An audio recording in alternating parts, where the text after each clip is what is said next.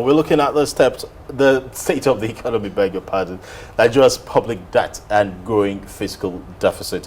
Professor Owaleke, welcome to the program. Thank you, Otibe. Thank you, Senami. Good to have you with us. Thank you. Prof, let's start from, the 97.7% debt servicing that Nigeria is currently using to service its debt. I mean, that is really mind-boggling, and you have to wonder, so what is then left to run the Nigerian economy? Yes, absolutely. Perhaps let me put it in context, in a proper context, so that we don't have a wrong impression about debt, about borrowing. Okay. There's a reason why, or there's a reason debt or borrowing is referred to as gearing or leverage. Okay, a gear, you know what a gear does? A gear helps you to move very fast, and a lever or leverage, lifts you up. So, on the surface, on the face of it, debt, isn't bad, and for a country like Nigeria, that is challenged on many fronts. If you take infrastructure, for example, you discover that the stock of infrastructure is very, very, very low. We have huge infrastructure deficit. As a matter of fact, there's a report by the National Infrastructure Integrated Master Plan, which says for us to fill that gap, we need to spend at least $100 billion over the next 30 years. That kind of money is not going to come from your regular IGR, for example. Then you also look at the issue of insecurity that the country is facing. Recall that just the other day, the executive arm had to send a bill. The president had to send a bill to a supplementary appropriation bill to the National Assembly to approve close to 1 trillion naira. And the bulk of that was going to be, to tackle insecurity. Then we also had the COVID. Okay, so these are instances that you might say could justify borrowing. So if you look at, as I said, overall on the surface, borrowing is not bad. But the challenge we've had in this country is that it has not been done wisely. Borrowing hasn't been done wisely. That is why we have this problem. Take for instance the one we did in 2013 when we issued 500 million euro bonds just for 5 years. Okay, for me that was ill-advised. So we have over time placed emphasis on short-tenured instruments. We have over time placed emphasis on even the wrong basis for making further loans. I give an example. In recent times we've had this emphasis on debt to GDP ratio. That the country debt to GDP ratio is low relative to peer countries, and therefore there is room, to borrow. So for me, that's a wrong premise, and that is also what has partly led to, where we are. Because if we had had the right premise, for example, linking debt limits to debt service, as opposed to debt to GDP ratio, we wouldn't be where we are, today. Otibe, if you look at the composition, why I said we have not done it wisely. If you look at the composition of our debt today, whether you're looking at domestic debt or external debt, take domestic debt, for example. The bulk of it, the total debt stock, by the way, is according to the DMO, as of the latest figure we have, as of the first quarter of 2021, is 33.1 trillion naira. Now, and it's actually projected to rise. 35 53, if you look at the Doing Salami report. Yes, so of course it's growing, and if you look at even the fiscal deficit as a percentage of GDP, yes, it has far exceeded the threshold of 3%, provided in the Fiscal Responsibility Act of 2007. So the point I was making is, if you look at the composition of the domestic debt instruments, you realize that the FGN bonds constitute over 75%, about 75%. That's huge. You have treasury bills, 15%, down the line. But you now realize that the real infrastructure bonds, namely Sukuk, 2.2%, and green bonds, 0.16%, okay, represent less than 3% of that borrowing. Okay, so what that means is that we have not really, tied borrowing to infrastructure. you move over to external debt.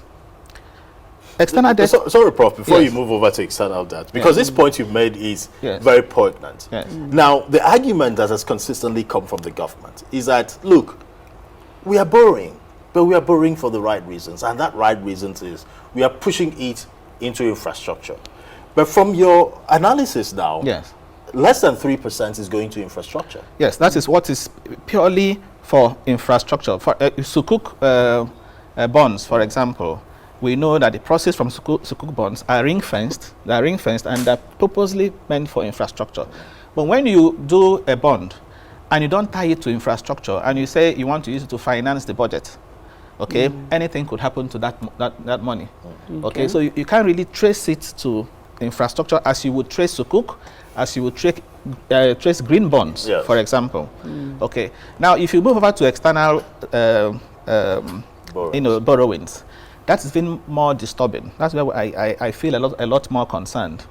And that's because in recent times, we are beginning to put more emphasis on commercial debt over and above concessional borrowings. Okay, if you look at the structure now, it's disturbing in the sense that the multilateral sources, the World Bank Group, the African Development Bank Group, and of course recently we added the IMF $3.4 billion, okay, constitute 54% of the total. Okay, commercial debt, that's talking about Euro bonds, okay, and just $300 million diaspora bond represent 32%. Commercial, 32%. But if you look at the debt service, the cost of servicing the external debt, this commercial debt that is just at 2% of the total is now representing 76% of the debt service. You can see the disproportionate share. So you have something that is at 2%, but it's costing you more. It means that we are not really paying emphasis to the cost of the borrowing. We are not paying attention to the cost of the borrowing, because if we were, we wouldn't be giving emphasis to commercial debts. And that's why I was concerned when I heard that the government was again going for Euro bonds. $4 billion. Yes. Yes. Initially they said they were going for 3 billion, but they later went for 4 billion. So that is going to complicate the situation, because number one, Euro bonds are expensive. They come with a lot of transactions cost. Okay, you end up making money for banks. The banks that usually manage these transactions. And Euro bonds are unconditional, unlike the ones you get from the World Bank or African Development Bank that will tell you we want to see this money in infrastructure. Euro bonds are unconditional and gives the borrower discretionary powers to use it for whatever means. Exactly. So that's what makes it easy for the government to... Yeah, you can use it for whatever you want. The investor that is investing in Euro bonds is only after his money. He's not concerned about what the money is going to be used for. That is why Euro bonds are not good. A lot of studies have shown that famous economist Joseph Stiglitz, has warned about countries going for developing countries, relying more on Euro bonds. And that's because of some of the reasons I've mentioned. Okay, rather than go for Euro bonds, emphasis should have been on the concessional ones. Even in the Fiscal Responsibility Act, 2007, it's very clear that if we have to borrow long term, and we also have to tie it to infrastructure. Okay, but when you do Euro bonds, if you do Euro bonds of 7 years, as I told you, there was a time we did for 5 years. Okay, what kind of project can you do for five years? Euro bond of 5 years. So if you do 7 years again, how much can you really achieve with that kind of money?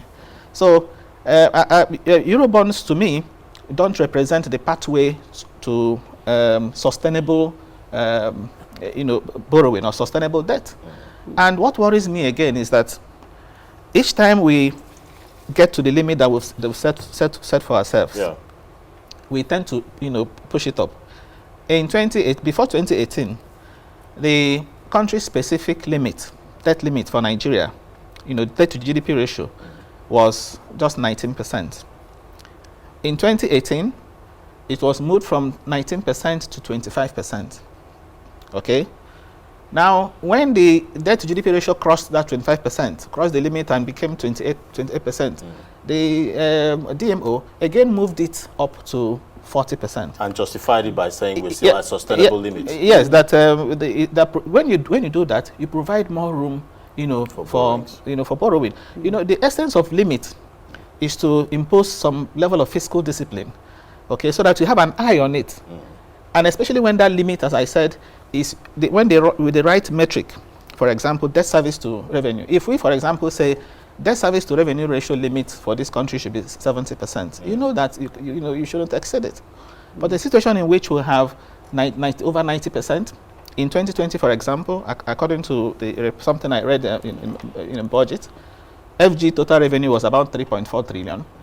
What was spent servicing that debt was, 3.3 trillion. So virtually everything you got, 97%, yes, was spent, servicing debt. So the more we push up this country-specific, limits, again, the more we allow, for this, sort of borrowing. Even though they say the argument is that for countries in the same peer group with Nigeria, the limit is 56%, and they tell you, in terms of debt to GDP, Nigeria is one of the least, in the world. And I agree. It's one of the least in the world. South Africa is over 50%. Egypt is 100%. Okay, it's one of the least. But that's debt to GDP. But that doesn't explain the debt burden. Yes. The debt burden is for Nigeria, okay, and particularly for developing countries, is better measured by debt service to revenue. What is your debt service to revenue? What's your debt service to exports? What's your debt to export ratio? For these countries that have exceeded that threshold, yes, they have massive revenue. They don't have this revenue challenge. Exactly, they don't have this debt service to revenue, high. And of course, following COVID-19, a lot of countries now, if you look at the debt to GDP ratio, has gone quite high. But their debt service to revenue is still within manageable thresholds. So that's the one, we are not being told. It is the debt service to revenue that should be, that should be the emphasis, and not just debt to GDP. By the way, debt to GDP is, you can even use some creative accounting to manage to manipulate that figure. Because if you say debt to GDP, it means GDP is the denominator. And if you rebase your GDP, in 2014 we rebased our GDP, and you said your GDP has expanded, it means your debt to GDP drops, and that also gives you room to borrow, if you continue to use that as a basis. But the reality is that what we should be using as a basis for us in this country should be debt service to revenue. As I said, debt isn't bad, but it is the source and the cost we should be after. That's why I think the National Assembly should, play more role in this process. Before we talk about the role of the National Assembly again, let's look at the implication of everything that you have said so far. I started by asking, you've put it in perspective for us that debt in itself is not bad. Isn't bad. But then again, Nigerians hear this, that, we are servicing, our debt with 97.7% of our revenue between January and May. That's disturbing. This year. It is very disturbing. Yes. And the implication on this, on the economy, the high rate of inflation, yes, it has come down, but we see the deep effect and, tightening effect it has almost on every single individual across the country. The FX, the exchange rate is high. I mean, all of this just compounds the issues for the economy. Let's talk about the implications and how we can do better. So let me look at it this way now. You get 1 naira, and you're spending 95 kobo just to pay interest on the money you have borrowed. So what have you got left for development? So it crowds out developmental funds. That's the major implication, and it puts you in a vicious cycle, in a trap, because what that means is that you will end up borrowing. You continue to borrow. You borrow to pay debt. As I said, in 2018, according to reports, we issued Eurobonds in 2018 to partly finance the 500 million euro bond that was maturing that year. We had issued 500 million euro bond in 2013 for 5 years. It's matured in 2018. Okay, and for us to be able to pay that, of bullet repayment, pay that and even service it, we had to issue another Eurobond. So by the time you end up borrowing to pay back, debt refinancing, that's as dangerous as debt rescheduling. There's a better way to describe it, trap, postponing Professor. you're postponing the evil day, as it were. From your explanation now, there's no better way to describe a debt trap. Debt trap, yes. We're in a debt trap right now. Yeah. But let's look at some of the recommendations that has been made by the Economic Advisory Council. I want a reaction to that. And they're talking about the alternatives. Because I always ask this question anytime we talk about loans and borrowings and all of that. If we are not borrowing, what's the alternative? Is revenue the alternative? If it is, how can you raise a sustainable amount of revenue to take care of your needs? And that economy report says that to improve revenue, we must block leakages, unlock opportunities at state levels, improve tax efficiency and coverage, sell off debt assets, which are estimated at $900 billion. That's huge. Yes, absolutely. Is that realistic? Yes. Let me start from Yes. the tax efficiency and Yes. coverage. In an economy that is already teetering, you increase tax. What implication would it have on small businesses and on everyday Nigerians? Would they not be strangulated? Yes. First, let me even react to this thing I often hear, that our challenge is not really the debt. Yes, if you look at it critically, you realize that for a country like Nigeria, with all our challenges, which was why I said debt isn't bad, that even the size of our debt stock, that 3 trillion, isn't really bad. Talking about the size, relative to the size of the country and all that. If you look at other countries too, you will also find that their debt stock relative to the size of their country, that's when you talk about debt to GDP. Ordinarily, that shouldn't be an issue. But people now say that the challenge isn't the debt to GDP, that the problem is the revenue. That once we are able to increase revenue, that sorts out the problem.